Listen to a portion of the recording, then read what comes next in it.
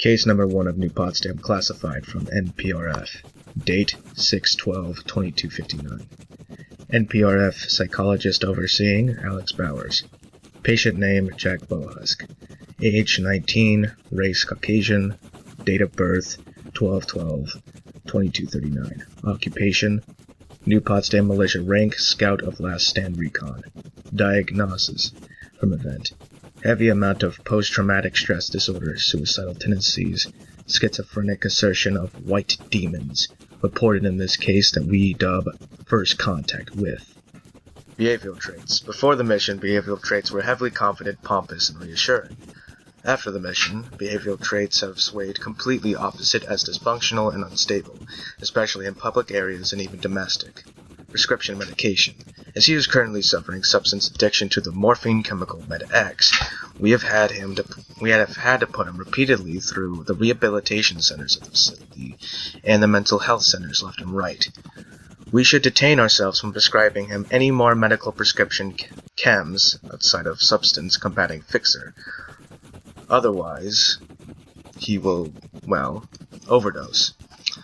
The less addictive anesthetics will be used in case of suicidal urges taking over, and 2 doses of Mentats for appointments in therapy as he has developed less recognition and focus with hand-to-hand social activity, as well as blatant symptoms of short-term memory loss. Doctor's notes. After several appointments and various attempts and types of therapy to get a clear understanding of the incident, and yes, I did attempt hypnotherapy, it has proved futile. The only thing we have gotten any light on was what happened to the remaining members of the first contact incident, as well as what foreign creature they had witnessed. Was excerpt from Jack Brohusk's diary entries and mission reports. Here are the diary excerpts. Keep in mind that copying his difficult and barely comprehensible form of handwriting to text document of this case file was blatantly difficult, and we will not be held responsible for any grammatical errors. Dear Diary, today is my first assignment with the Last Stand Recon team. I feel so excited. All that ass-kissing and grunt training around the training camps and guard duty finally paid off! I was immediately sent by Commander Victor Wright himself onto the mission. I got to meet some of the members already within their tents. One of them is named Charlie Miller Jr., a quiet guy and alright, I suppose. He's kind of creepy, though, with his no-expression face. Looks like he's already seen some gruesome stuff. As for the others, there's Daniel Vegas, Joel Robertson, and Chris Truax. Daniel Vegas is a weird name. He said he got the last name from some random place across one of the maps of the pre-war USA before it got bombed. Apparently the place is called Las Vegas, and was supposed to be some big shot city that was all about gambling and living the life of luxury. Sounds like some dumb fairy tale. Anywho, Daniel seems pretty cool. He's actually younger than me by a year. Never knew they started to recruit up to 18 now.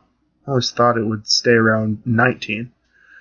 As for Chris Truax, he's kind of like Charlie since he's quiet, but not crazy, I'm gonna murder you in your sleep quiet. He's just nervous, I guess, despite the fact that he's a damn giant man of muscle. As for Joel Robertson, he's a complete jackass, cracking jokes and making fun of people. He's a typical loudmouth that I'll probably have more trouble with than the rest of the guys here. So far, this day has been great, though. We leave to go scouting around the roads up by the abandoned Potsdam airport tomorrow at 600 hours, or 6 a.m.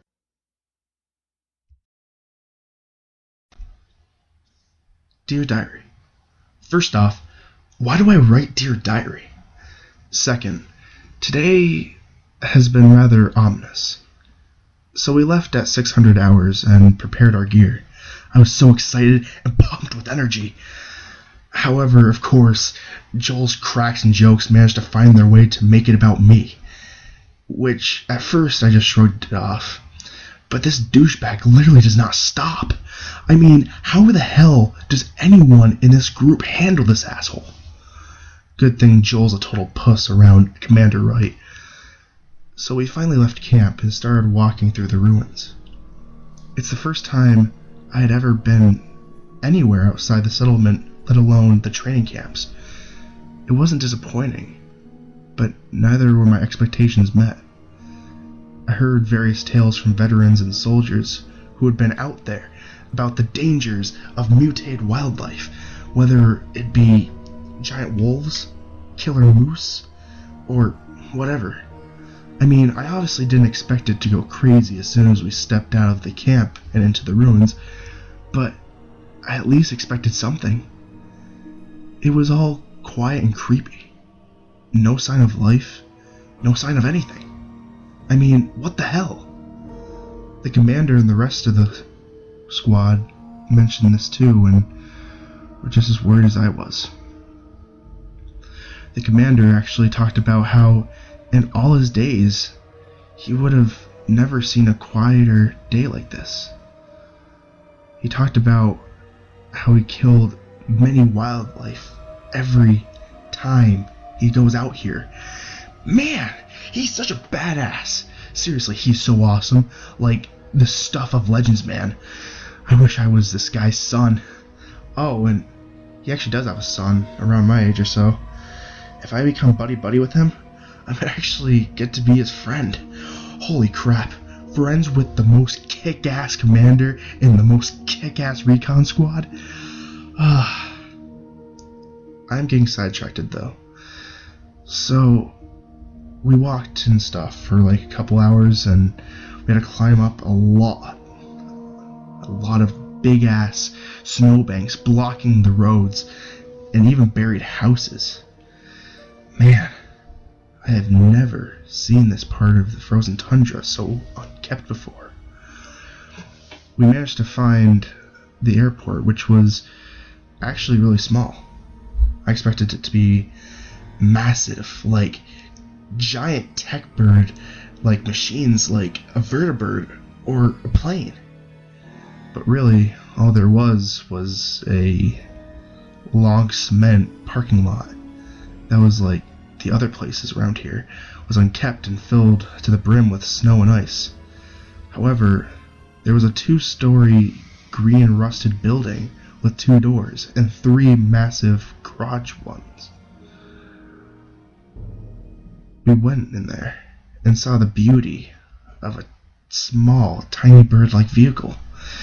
It was painted red and white and had 2 wings on each side with 3 wheels on it, and even a glass dome for someone to ride in called a cockpit. This was definitely the hangar. The commander ordered us to set up a campfire inside the hangar and unroll our bedrolls for the night.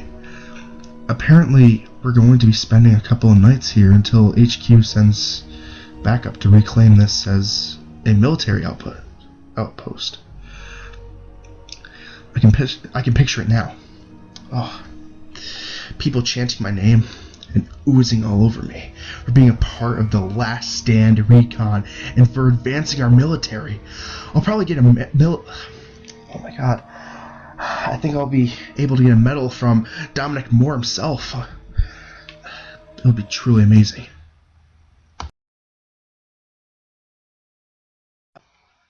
Keep in mind that this entry isn't right after the second one, more so as the 4th or 5th entry due to the pages of the diary being ripped and stained with what we assumed is dried tears and even a trace of blood. We have not yet found the origins of these bizarre stains, aside from the tears, and we only assume that Jack must have been bleeding at one point.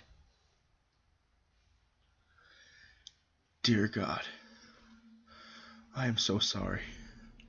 I never thought The trace of blood stain makes the rest of the sentence unreadable. Why did I tell him to do that? Why? I messed up. And now the commander is out there, looking for him. He hasn't returned and the blizzard has gotten worse. I can't tell if the rustling noise outside the hangar is from the storm because of them. What the hell are they? They aren't human. No, they can't be. It's just me, Chris, and Daniel. I've never been so scared in my life. I thought I would be brave. I thought I could make my mom proud. But no one can ever be brave against them. Those dead blue eyes. I swear, every time I close my eyes. Right. Tears now stain this part of the sentence. Staring right at me. What the hell are they? They're not zombies. They talk in that demon voice. Demons, they have to be. This was where the page of this entry was ripped out.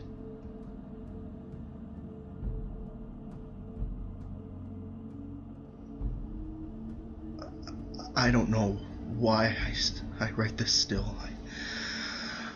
I think I'm going to die. They won't let us leave. They're outside waiting for us. For me and Chris. Daniel left for only 5 minutes, and we heard screams. The blizzard was still raging, so we couldn't see until just now. Oh my god. His body's ripped and torn apart. His entrails are gone from his torn body. I see the blood. The blood dripping in steps away. To the left. They're around the building. What the hell are they trying to do? Scare us? Well, congratulations. It's just me and Chris now. Me and Chris. We're gonna die. I can't. I have to get out. I have to leave. The ham radio is our only way of contacting HQ. I am not even sure if they instructed us to use this radio frequency or if they even know about it, but I have to try. I have to try in order to stay alive. Chris is still in the corner of the room and with his rifle just crying. Chris is such a dumbass. He's just attracting more attention, but they already know we're here, so it's useless anyways. But I would love to have silence so I can think, so I can stop being reminded of these damn demons, those snow demons. This page of the entry was filled with pencil marks and scribbles.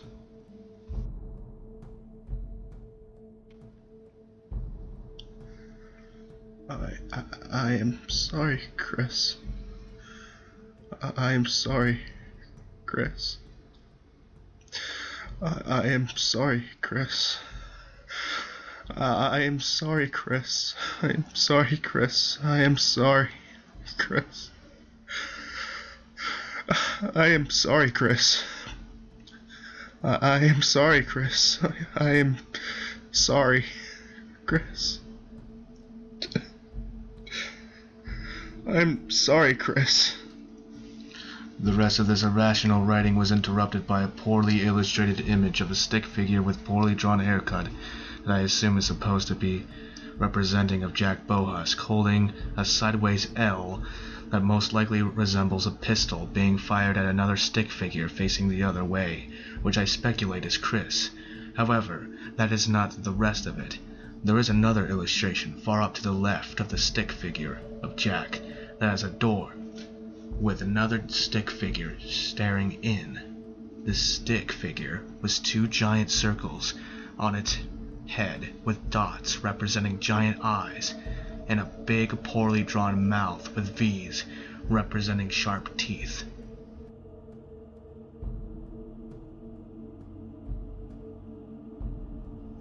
Here they are. Here they are. Here they are. Here they are.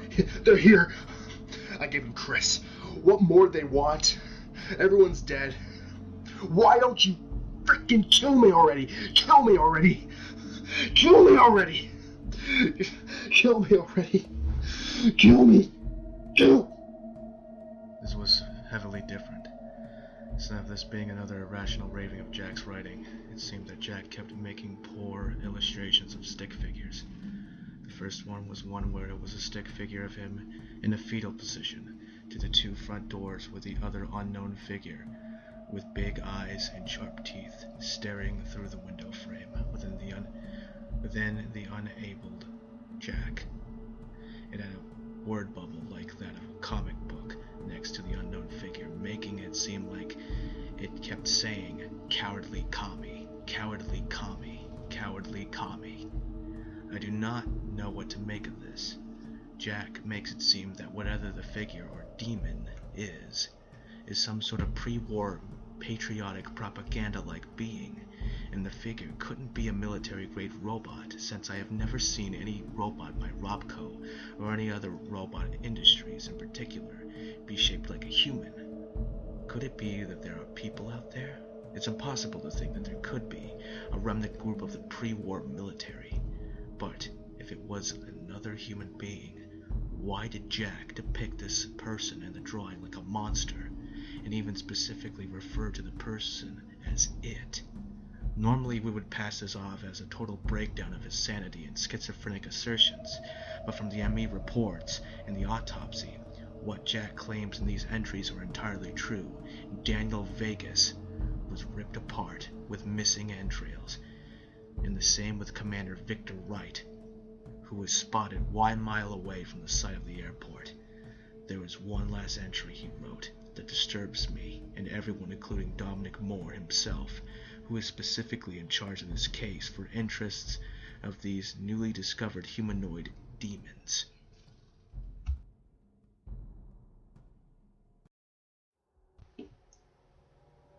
They told me how they were buried in snow and how they woke up. It told me with its eyes, its skin partially blue yet white like snow and ice.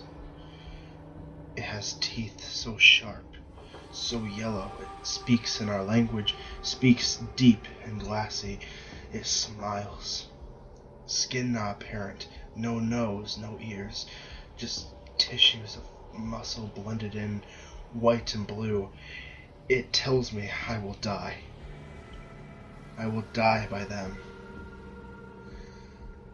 I only have 3 rounds left in the chamber. I'm going to shoot it first, then myself.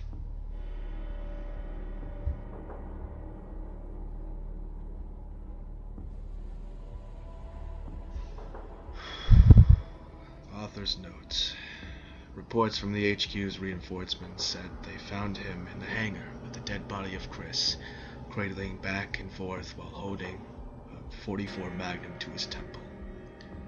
From the reports, he kept repeating the lines, "Buried in horrendous snow. They awoke. No words for us men, unless it will be the last we see that they ever spoke." For about the whole way back to New Potsdam, he was covered in urine and feces and bitten off bits of flesh from his fingertips on his left hand. Since then, we have instituted him here in the NPRF for 5 months, and startling reports of this humanoid creature has started to surface more and more. What is even more bizarre is that there was no evidence of Charles Miller Jr. being there, whether deceased or alive, and Jack does not confirm in his diary of him leaving the hangar or being inside the hangar. It appears that we were able to even capture the dead remains of one. I have yet to see for myself or heard valid claims from the autopsy of the creature, but apparently it is almost exactly as human as us from what I heard, but yet has devastating pockets of gamma mutation and barely have any amount of skin at all. This is why we have classified this case and only let out the fact that Commander Victor Wright was unfortunately died in the tragedy by them and nothing more. Many people hearing this have started calling them a very peculiar name, Winter Guards. We'll check more on the patient as time goes on. Signed by Alex Bowers.